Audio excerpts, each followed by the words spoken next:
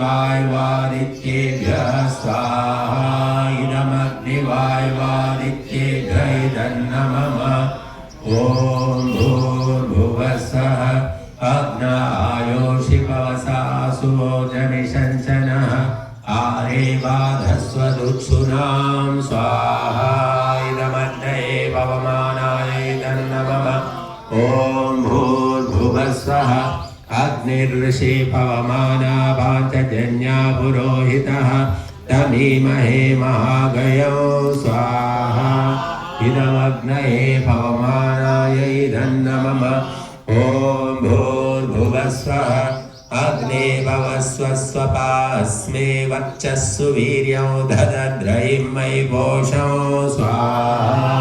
इदमग्नये पवमानाय इदन्नमः ॐ भूर्भुवस्सुवः प्रजापतेन त्वदेतान्यो विश्वा जातानि परिता बभूव